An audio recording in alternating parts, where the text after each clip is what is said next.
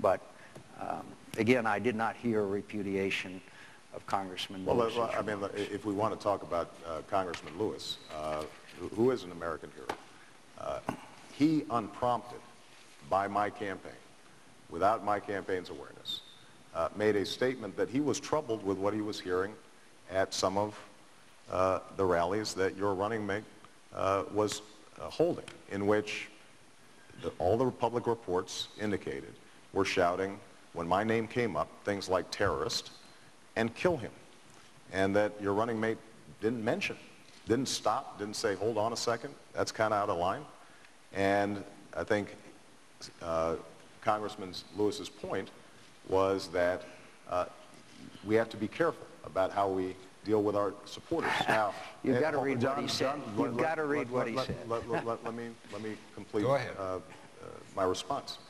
I do think that he inappropriately drew a comparison between what was happening there and what had happened during the civil rights movement. And we immediately put out a statement saying that we don't think that comparison is appropriate. And in fact, afterwards, Congressman Lewis put out a similar statement saying that he had probably gone over the line. The important point here is, though, the American people have become so cynical about our politics because all they see is a tit for tat and back and forth.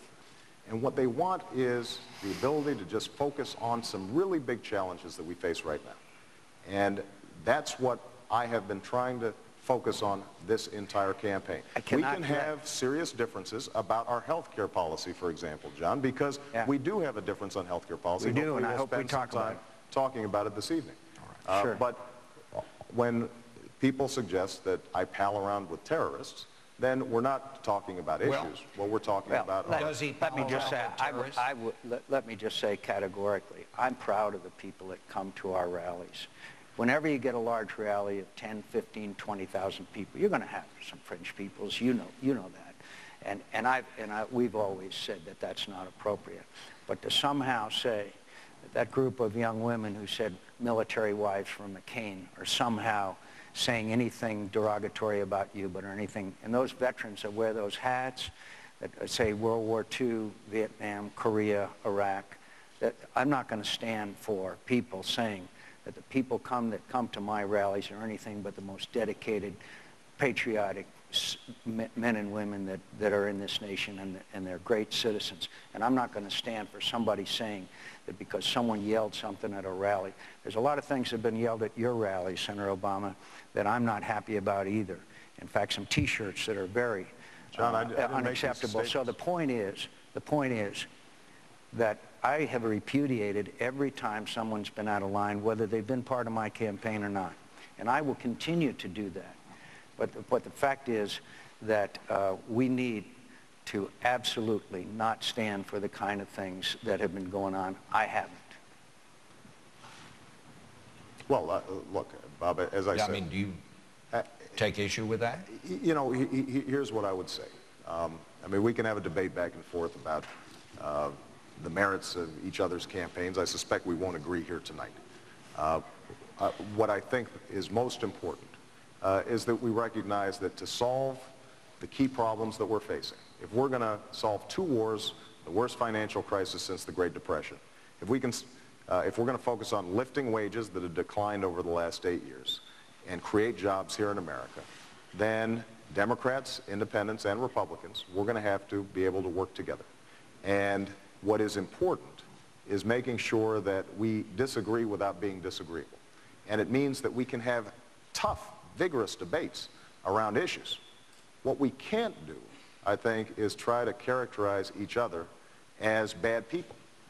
And that has been a culture in Washington that's been taking place for too long. And I think, well, Bob, you asked me a direct question about... real quick.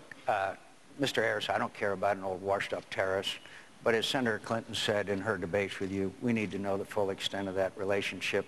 We need to know the full extent of Senator Obama's relationship with ACORN, who is now on the verge of maybe perpetrating one of the greatest frauds in voter history in this country, maybe destroying the fabric of democracy. Same front outfit organization that your campaign gave $832,000 for quote, lighting and site selection. So all of these things need to be examined, of course. I'm going to let you respond, I think it's and going we'll to be, extend this. It's going to be important to just, I'll respond to these two particular allegations that Senator McCain's made that have gotten a lot of attention. In fact, Mr. Ayers has become the centerpiece of Senator McCain's campaign over the last 2 or 3 weeks. This has been their primary focus. So let's get the record straight. Bill Ayers is a professor of education in Chicago. 40 years ago, when I was 8 years old, he engaged in despicable acts with a radical domestic group. I have roundly condemned those acts. 10 years ago, he served and I served on a school reform board that was funded by one of Ronald Reagan's former ambassadors and close friends, Mr. Annenberg. Other members on that board were the presidents of the University of Illinois, the president of Northwestern University, who happens to be a Republican, the president of the Chicago Tribune, a Republican-leaning newspaper. Mr. Ayers is not involved in my campaign. He has never been involved in this campaign, and he will not advise me in the White House. So that's Mr. Ayers. Now, with respect to ACORN, ACORN is a community organization. Apparently what they've done is they were paying people to go out and register folks, and apparently some of the people who were out there didn't really register people, they just filled out a bunch of names.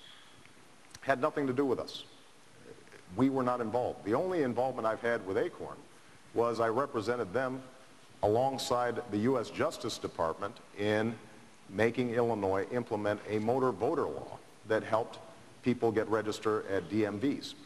Now, the reason I think that it's important to just get these facts out is because the allegation that Senator McCain's continually made is that somehow my associations are troubling. Let me tell you who I associate with. On economic policy, I associate with Warren Buffett and former Fed Chairman Paul Volcker. If I'm interested in figuring out my foreign policy, I associate myself with my running mate Joe Biden or with Dick Lugar, the Republican ranking member on the Senate Foreign Relations Committee, or General Jim Jones, the former Supreme Allied Commander of NATO. Those are the people, Democrats and Republicans, who have shaped my ideas and who will be surrounding me in the White House. And I think the fact that this has become such an important part of your campaign, Senator McCain, says more about your campaign than it says about me.